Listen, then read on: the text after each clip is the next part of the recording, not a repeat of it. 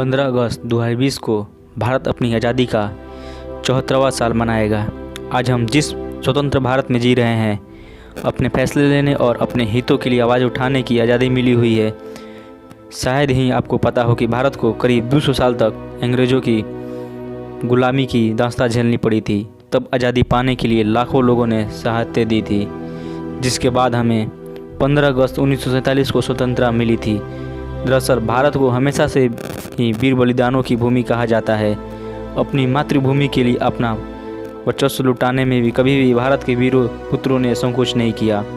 17वीं शताब्दी में भारत के अंदर व्यापार करने आई ईस्ट इंडिया कंपनी ने धीरे धीरे 18वीं सदी तक धोखे से पूरे भारत पर कब्जा जमा लिया था। ईस्ट इंडिया कंपनी ने भारत में आकर पहली नवाब सिराजुद्दौला से 1757 में युद्ध किया, लेकिन इस युद्ध में भारत के नवाब को हार का सामना करना पड़ा था, जिसके बाद ब्रिटिश साम्राज्य ने भारत में अपना कब्जा कर लिया था। आज़ादी की पहली क्रांति ऐसा माना जाता है कि भारत ने पहली बार 1857 में अंग्रेजी शासन के खिलाफ क्रांति की लहर लाई, जिसमें मंगल पांडे ने ईस्ट इंडिया कंपनी के विरुद्ध आवाज़ उठाई थी, जिसके बाद देश में बगावती सुर तेज हुए थे। हालांकि तभी ब्रिटिश सरकार ने मंगल पांडे को फांसी की सज़ा दे दी और वो आज़ादी की लड़ाई लड़ते लड़ते शहीद हो गए।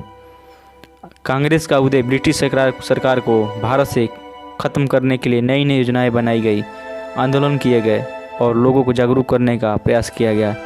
तब 1867 में दादा भाई नौरोजी ने ईस्ट इंडिया एसोसिएशन और सुरेंद्र नाथ बनर्जी ने इंडियन नेशनल एसोसिएशन की स्थापना 1876 में की।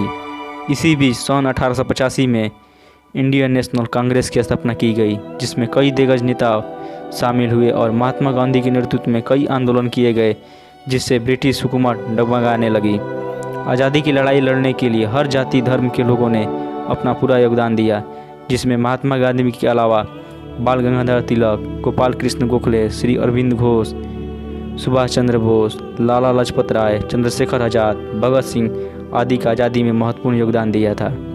दरअसल महात्मा गांधी अहिंसा के मार्ग पर चलकर आज़ादी चाहते थे, लेकिन कुछ लोगों का मानना था कि आज़ादी किसी भी कीमत पर मिले मंजूर है, जिसके चलते भगत सिंह, सुखदेव, चंद्रशेखर आज़ाद और सुभाष चंद्र बोस जैसे नेताओं ने अपना अलग रास्ता अपना लिया।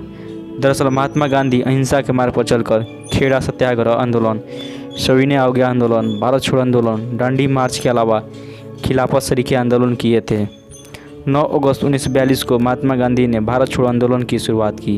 वे इसे अहिंसा के मार्ग पर चलकर पूरा करना चाहते थे, लेकिन इसी बीच लोगों में काफ़ी गुस्सा दिखने को मिला, जिसके चलते कई जगह हिंसा भी हुई। इसी के दौरान महात्मा गांधी जी ने करो या मरो का नारा भी दिया। भारत के लिए 15 अगस्त 1947 एक पुनर्जन्म की तरह था। पिछले वर्षों में की गई ये आंदोलन का यह फल था कि ब्रिटिश सरकार ने भारतीयों के सामने घुटने टेक दिए थे। इसी दिन औपचारिक रूप से पहली बार भारत के लाल किले पर भारत के प्रथम प्रधानमंत्री जवाहरलाल नेहरू ने भारत का तिरंगा फहराया और देशवासियों को संबोधित किया। इसी दिन देशवासियों को पहली बार यह महसूस हुआ कि भारत एक बार फिर से विश्व गुरु बने मार्ग पर अग्रसर हो पाएगा।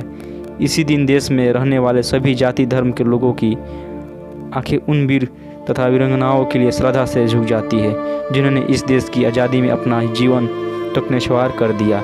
इसीलिए लोगों के जीवन में इस दिन का बहुत ही महत्व है। इस तरह से यह देश भर में स्वतंत्रता दिवस की उमंग के साथ मनाया जाता है। इस साल 15 अगस्त 2020 को इसे 74वां स्वतंत्रता दिवस के रूप में बड़े उत्साह और उमंग के साथ मनाया जाएगा। जय हिंद, जय भारत।